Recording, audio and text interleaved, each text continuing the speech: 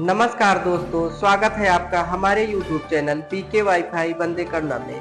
दोस्तों, आज की इस वीडियो में मैं आपको कंप्यूटर की विशेषताओं के बारे में बताऊंगा। साथ ही साथ इस वीडियो में मैं आपको CPU के बारे में पूरी डिटेल जानकारी दूंगा। आपको वीडियो को बिल्कुल भी स्किप नहीं करना है, नहीं तो क्या होगा कि छोटी छोटी जानकारियां जो होती हैं वो स्किप करने से वीडियो आगे निकल जाता है, आपको वो जानकारी मिल नहीं पाएगी। आप फिर से वीडियो को पीछे की तरफ बैक करेंगे और बार बार आपका समय बर्बाद होगा। जैसा कि हम डेस्कटॉप स्क्रीन पर आ गए हैं, तो हम आपको बताएंगे कंप्यूटर की विशेषताओं के बारे में। तो कंप्यूटर की विशेषताएं। कंप्यूटर एक बहुप्रचलित मल्टीपर्पज मशीन है जिसे विशेषताओं के आधार पर अत्यधिक प्रयोग किया जाता है। कंप्यूटर की अनेक विशेषताएं हैं, लेकिन इसकी कुछ विशेषताएं निम्न हैं, जैसा कि यहाँ पे है। पहला, ऑटोमेटिक। ऑटोमेटिक को अगर हम हिंदी में समझें उसे बोलेंगे स्वचालित। दूसरा है हाई स्पीड यानी तीव्र गति। तीसरा है एक्यूरेसी यानी शुद्धता। और चौथा है रिलायबिलिटी यानी विश्वसनीयता। और चौथा है यहाँ डिलीजेंस यानी लगन। और उसके बाद पांचवा जो होता है वो है वर्सटाइलिटी यानी सार्वभौमिकता। तो हमने आपको कंप्यूटर की विशेषताओं के बारे में बताया। तो अब आप लोगों के मन में एक सवाल ये आ रहा होगा, ऑटोमेटिक यानी स्वचालित क्यों? स्वचालित चलता है यानी अपने मन से तो चलता नहीं, हम लोग इसको चलाते हैं। लेकिन इसमें होता क्या है कि हम आप केवल निर्देश दे सकते हैं। कंप्यूटर स्वयं चलता है, वह स्वचालित है। जैसा कि हमारा अगला हेडिंग क्या है, CPU। हमने CPU के बारे में आपको बताने के लिए बोला था। तो CPU का फुल फॉर्म होता है सेंट्रल प्रोसेसिंग यूनिट। क्या होता है? Central processing unit. कंप्यूटर का मस्तिष्क यानी CPU को कंप्यूटर का मस्तिष्क भी कहा जाता है। इसका मुख्य कार्य प्रोग्राम को क्रियान्वित करना होता है यानी इसको संचालित करना होता है, जो हमारे द्वारा इनपुट किए गए डाटा को मेमोरी में स्टोर करता है। CPU में 3 भाग होते हैं। कितने भाग होते हैं? CPU में 3 भाग होते हैं। पहला होता है ALU। ALU का फुल फॉर्म होता है अर्थमेटिक लॉजिक यूनिट। क्या होता है? Arithmetic logic unit. MU memory unit को शॉर्टकट में MU कहते हैं। तो दूसरा है MU। उसके बाद CU का फुल फॉर्म होता है कंट्रोल यूनिट। इस तरीके से हमने आपको बताया कि 3 भाग इसमें होते हैं। तो अब वो जो भाग थे उन भाग को अलग अलग रूप में हम देखेंगे कि यह क्या कार्य करते थे। तो जैसे ALU यानी अर्थमेटिक लॉजिक यूनिट।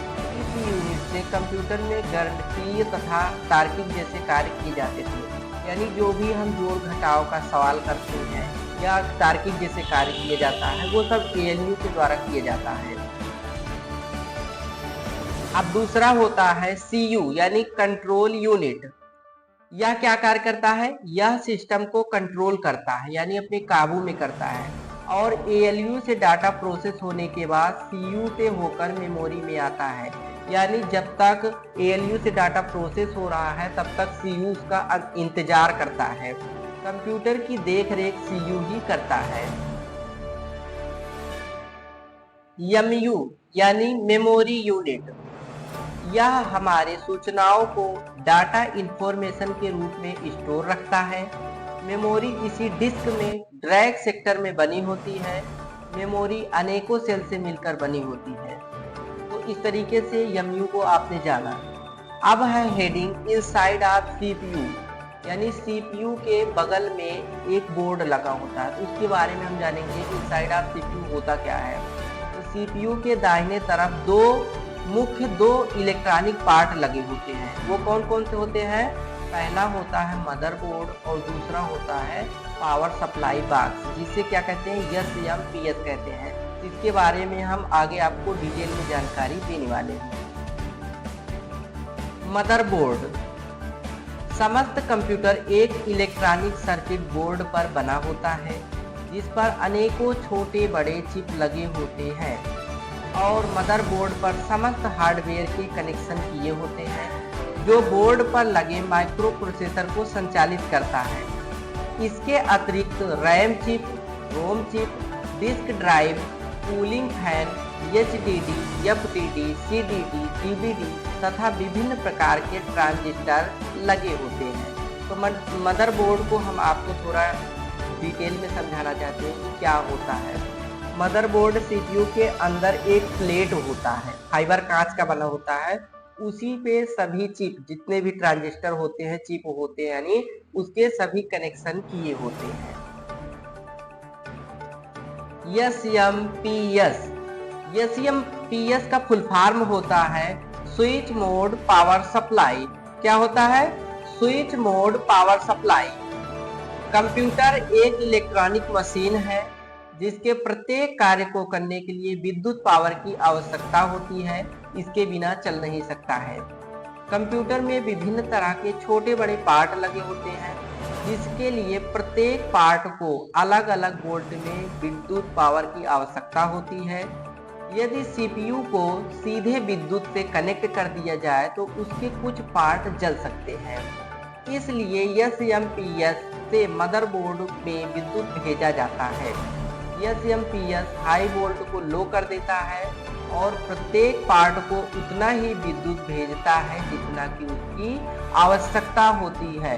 तो इसमें सीपीयू में SMPS का बहुत ही अहम रोल होता है। अगर ये नहीं रहेगा तो जितने भी छोटे छोटे पार्ट लगे हुए हैं वह ज़्यादा विद्युत पाने की वजह से जल सकते हैं। तो इसमें हमने आपको पूरी डिटेल में जानकारी दे दी है।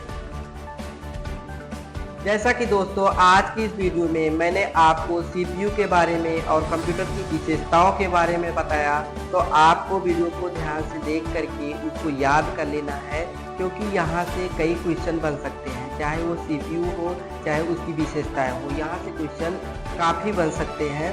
तो इसके साथ साथ मैं आपको एक चीज़ और बताना चाहता हूँ कि कंप्यूटर किसे कहते हैं, यानी कंप्यूटर किसे बोला जाता है।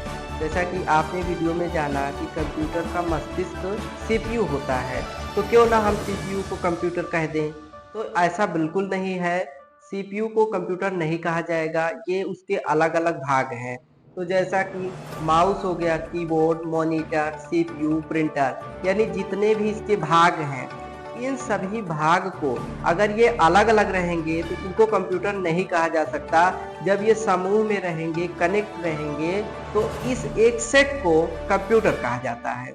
जैसा कि दोस्तों आपको ये वीडियो अगर थोड़ा सा भी अच्छा लगा हो तो मेरे चैनल को सब्सक्राइब कर लीजिए और इसको लोगों तक शेयर कीजिए और लाइक कीजिए मेरे इस चैनल को, वीडियो को, और उसके बाद